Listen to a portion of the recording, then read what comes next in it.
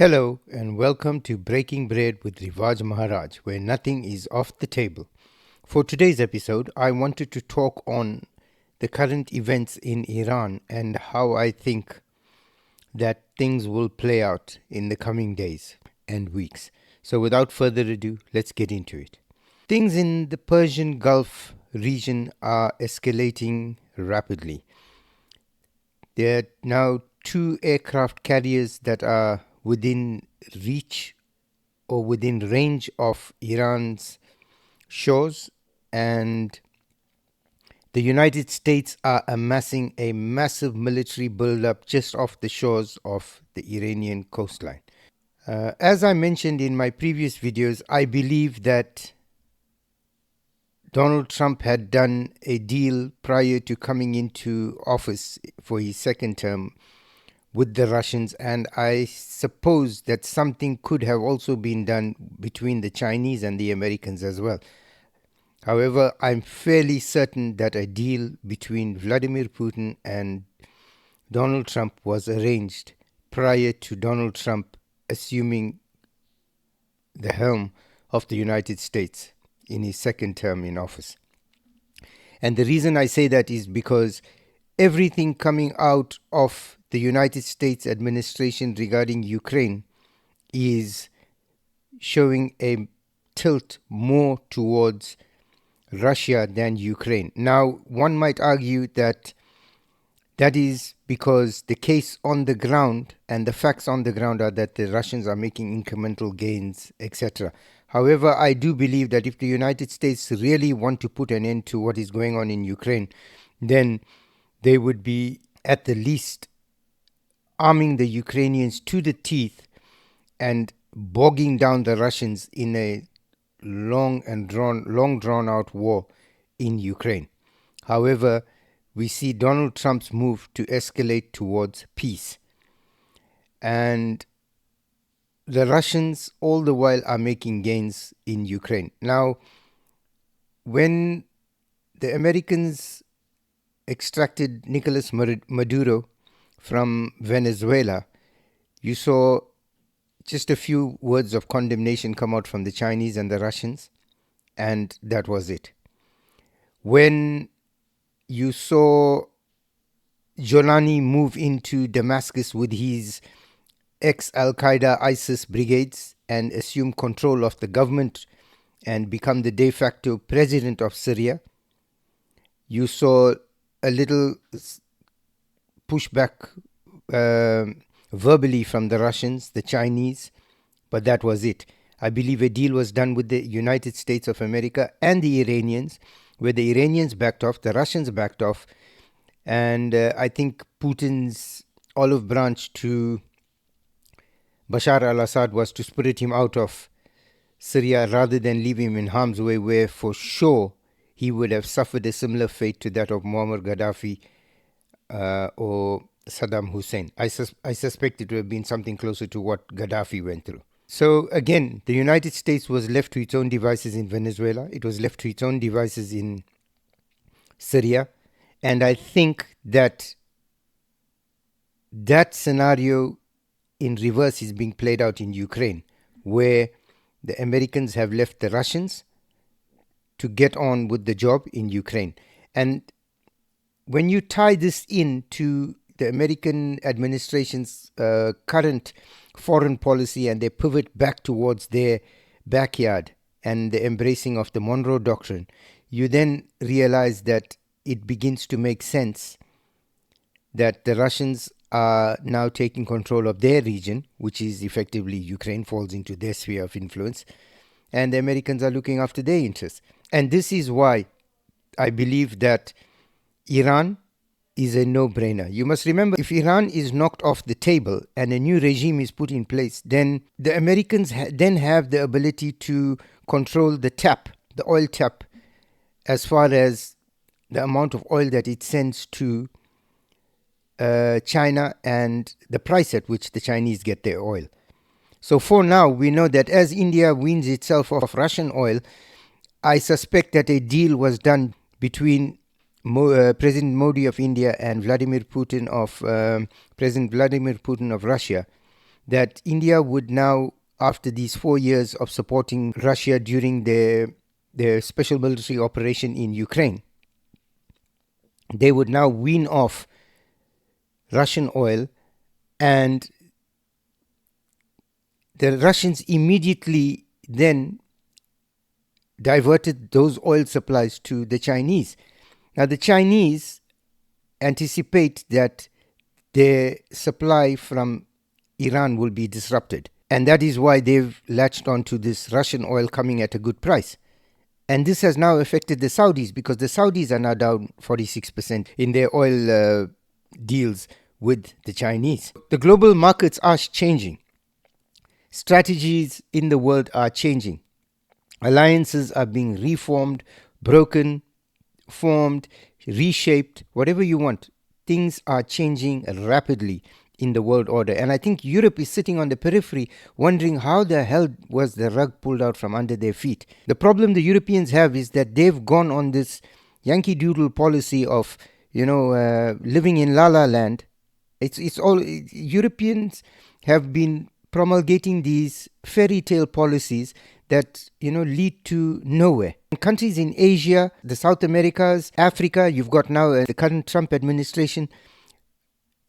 When you break it all down, the policies that Trump is espousing are very similar to the ones that are being espoused in Russia, are very similar to what most Eastern European countries prior to this woke invasion believed in, and currently what a lot of Asian and African countries believe in.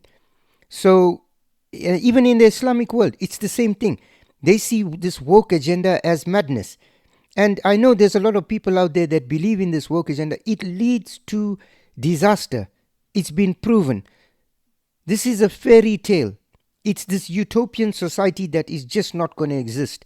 Human beings by nature cannot develop in this vacuum that you're trying to create. It doesn't make sense. And there is a yearning within the world to return to the normalcy of old. And this is where I think the fundamental alignments are coming into play. Yes, there will be wars, there will be issues, but the ground realities of links all these populations together, their value systems, the common value systems, are entrenched in the values of old, not this new woke ideology that's been shoved down and perpetuated around the world, because that is just not going to fly. There is severe pushback coming in from these other countries. Nevertheless, returning to Iran, what is happening is the United States are amassing a massive aerial and naval force just off the coast of Iran. We know the Americans are not going to go in boots on the ground into Iran. So they're going to hit Iran with a massive aerial campaign as well as a naval campaign. It's all going to be launched from these aircraft carriers and surrounding areas. Now, we know the Pakistanis were meant to have been playing a pivotal role in this. I suspect that with the way things are going between the American administration at present and Pakistan, it doesn't look like they're going to use Pakistan's airspace. However, don't forget, Pakistan is a vassal of America. So whether they agree to it or disagree is immaterial. The Americans will do as they please. I think and I suspect from everything that is coming out of Pakistan that the Americans are now have no use for them. So once again, they've ditched them. You just go and look at the social media and all the memes coming out about Shehbaz Sharif and Asim Munir having kissed Donald Trump's ass and flattered him, and all these photo ops that were going on, which led to nothing. Where you suddenly find articles coming out that the Pakistanis are now withholding funds in terms of lobbying in the United States, because all the funds that they poured into lobbying Donald Trump has amounted to zero. I think the main problem most people face when they deal with Donald Trump is that they fail to see that there is some method to the madness behind this man's thinking, and they fail to realize that this man is very coherent in what he wants to do. I think the clownish attitude, the memes, the jokes, everybody gets drowned in that narrative.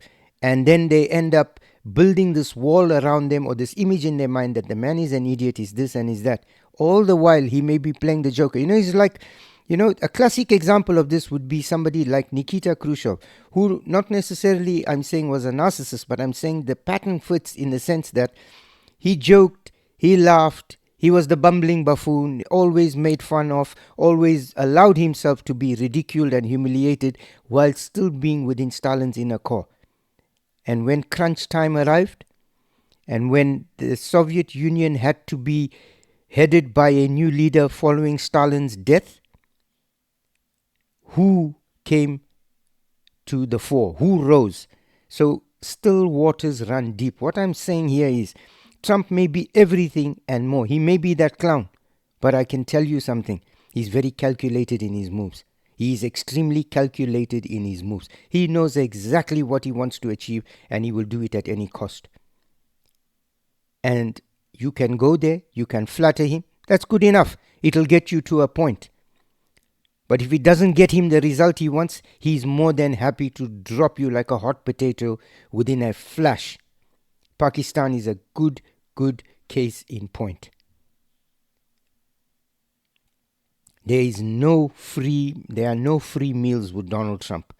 In fact, if you want, people like Donald Trump, narcissists, people of this caliber, do not respect people that appease them, people that blow smoke up their ass. They do not respect people that pander to them. They respect people that put up a fight. And that is what drives and motivates them. That is the challenge that gets them up in the morning and drives them to pursue their goal. Because somebody pandering to their requests is a pushover. It's a walkover. So Asim Munir going with Shehbaz Sharif hand in hand, like two lovers on the world stage with a box of gems for, trying to court Donald Trump. That is pandering. And while it achieves an objective, and while he uses it to rile up, the Indian diaspora, the Indian populace, or, even those within the United States that believe kowtowing to Pakistan is wrong, it's a strategic game he's playing. Because he has no respect for these people. These two gentlemen coming up to him, he has no respect for them. Simply because they are easy to walk over. He wants a challenge, and they don't give him that. So, what I suspect is going to happen with Iran is that they're not going to put boots on the ground. However, we do know that those 7,500 serious ISIS fighters have been relocated to Iraq in the supposed intention of keeping them, keeping them in a secure environment where they can be monitored. I suspect that Donald Trump's aim in Iran is to then apply further pressure on the economy of Iran. Number one. Number two is to hit them with aerial and naval bombardments. And number three, that would then, those 2 points at the beginning would then foment dissent within the country and create that uprising. I think that what you saw earlier on this year was a test case for what is to come. And once that uprising begins, I think the tipping point will be when these ISIS fighters are released to help destabilize Iran further from within. And I think that the targets that are going to be most susceptible to this aerial bombardment are going to be IRGC and Basij targets, because they are the only two components of the Iranian regime that are propping up that regime at present. Once they fall, once they foment dissent within them, once they break that stranglehold, the Iranian regime collapses. The question is, who comes in? My views, are absolutely clear. Reza Pahlavi is a joke. The man has got nothing. There's no charisma there. He is not capable. I'll tell you, they stick that man into power, I guarantee you Iran will descend quicker into civil war than it would take for them to have a vacuum in there. because the man has got no charisma. He's got nothing with him, behind him, that says that he can unite the people. Nothing. Right now, what you're going to need in Iran is a type of a Mandela type figure. Somebody that the people believe in. And Reza Pahlavi is not that person. The Iranian government have made it certain that nobody in that country can come up to that position, because then that creates a threat for them should a regime change exist. So what's going to happen is going to be a vacuum. It's either going to be a vacuum or they're going to put Pahlavi in. Because the Americans media going on spin, suddenly introducing somebody else into the mix and getting people to talk about it. Yes, that may generate an opinion, but it doesn't generate fact. The feelings of the people are not going to be united against the Shah simply because everybody says, in the media says it should be. This man has got no contact with the Iranian people. This umbilical cord between him and the Iranian people have been severed a long time ago. To rejoin it now in this short space of time and turn him into this superhero is not going to work. I'll tell you now, it is not going to work. Forget about it. You might as well take Kermit the Frog and stick him in there. He's got a better chance. Take Zelensky. Zelensky loves the war. He loves sending people to the front line to their deaths. And he loves an opportunity to steal wherever he can. So stick him in Iran. Maybe he'll be able to start, shipping saffron and pistachios out to the world and make a few more bucks for him to amass to his war chest. His billions that he's accumulated in his own personal war chest.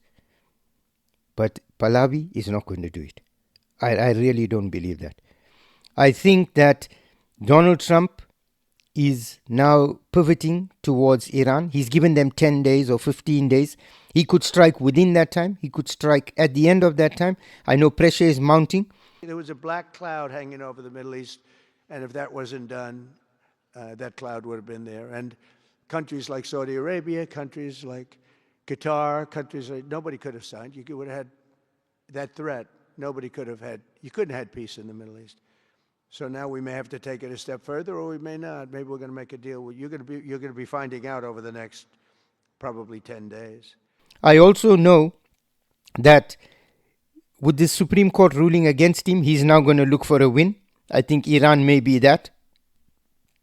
He's going to hit them hard to deflect what's been going on with this tariff thing, as well as they've used this Epstein thing to release the files and to manipulate governments within Europe, and it seems to be working largely within Europe.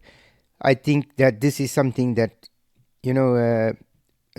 these strikes coming on Iran would also help deflect from a bit of what Lutnick and the likes may be facing soon regarding Epstein. I think before the end of the year, Iran will be gone. There'd be some sort of change in Iran. I don't necessarily believe initially it's going to be for good. I'll tell you why. Because I believe the vacuum created is going to allow for all sorts of unsavories to thrive. Alternatively, Iran may break up. The Baloch may push for their own part. The Kurds may finally see it as a point that as an opportunity to achieve something for themselves. Don't forget, they've been used and marginalized by the Americans in Syria and left and abandoned there. So I don't know. Maybe Donald Trump did a deal with the Kurds. We'll give you a part of Iran once it's free, and that solves the Kurd question. Because then it goes on to talk about how he solved something that's been going on for years. He's given the Kurds a homeland. So, if the Kurds, or if that hasn't taken place, now's an opportunity for the Kurds to sit down with him and say to him, listen, this could put you down in history as the greatest leader of America. You, and only you, helped create a Kurdish homeland. So we'll help you destabilize Iran on condition you give us a portion of it that becomes Kurdistan. Job done. Job done. If I was Kurdish and if I was part of the PKK, that's what I would do. That is what I would do. Because playing politics with people like Erdogan, that snake, is not going to work. The Kurds will get nothing out of him. They'll be dying of thirst. He won't even give them a drop of water. So that is the game I would play. I think that the reshaping of the Middle East, Iran in particular, is going to begin with Iran. I think it's going to begin with Iran. You look at Israelis, the Israelis have now, regarding this annexation, the push towards the West Bank and, the allowing of settlements to prop up and things like that. You're slowly starting to see it. I think the writing is on the wall. The Saudis, we know, are financially cash strapped. Neom has, or whatever that city's name is, has, it's been descaled. I think it's something that's just going to eventually become defunct. You look at America beginning to control the oil supply out of Venezuela. So Venezuela now pumping more oil, supplying to India.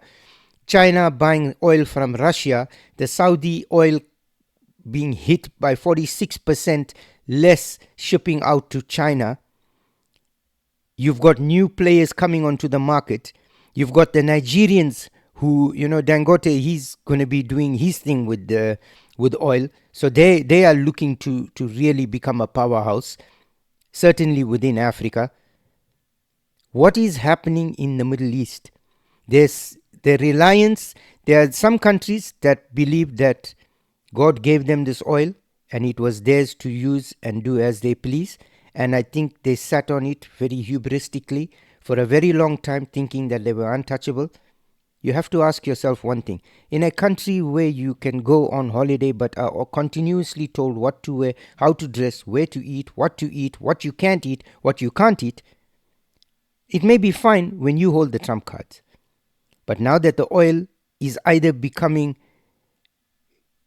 depleted in your region, is either becoming competitive because of other players entering the market, or alternatively is either becoming obsolete because of the movement towards non-fossil fuels.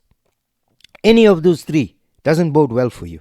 It doesn't bode well for you. And that value system that you're upholding, telling people what they can and can't do in your country, and I don't mean, laws that you can't murder people. There are certain things that are non-negotiable.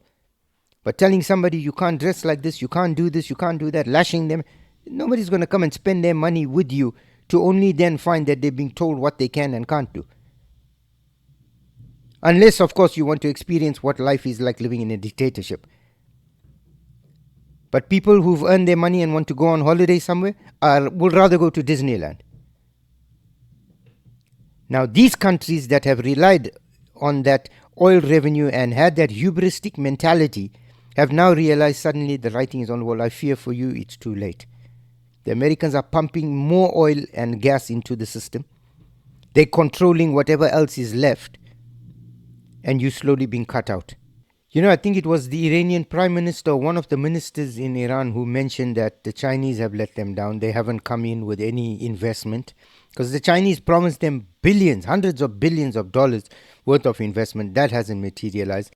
China's investment is not coming. Iran's President Masoud Pezeshkian makes a shock statement admitting Beijing hasn't delivered and says anyone who wants it should go get it themselves. این چیزیه که در حقیقت فایننس چین الان کلی قرار فایننس بکنه خب نمیاد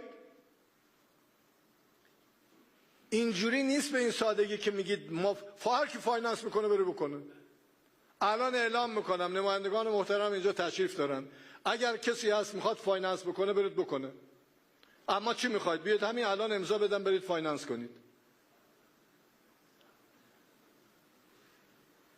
این چیزیه که در حقیقت ما با اتاق با تولید کنندگان با اصناف با گروه های مختلف می نشینیم گفتگو میکنیم فایننس چین The Russians are going to turn a blind eye. At the end of the day, Putin's posturing, his moves in Chechnya, his, greeting these Islamic leaders, speaking about the Quran and things like that, is all posturing at a time when he needs help. At the end of the day, you've got two ideologies that fundamentally do not align. You've got Christianity and you've got Islam. And the two doctrines don't come hand in hand. Islam within its own cannot see eye to eye between the Shia, the Sunni, the Ahmadiyya, and everybody else for that matter. The Christians are at a point where they do not see, you will get people who say, oh, but Jesus Christ is mentioned in the Quran. Yeah, there are similarities, but people don't dwell on those similarities. They dwell on the differences. The fundamental differences here is that they are both propagating religions and they're trying to outdo each other.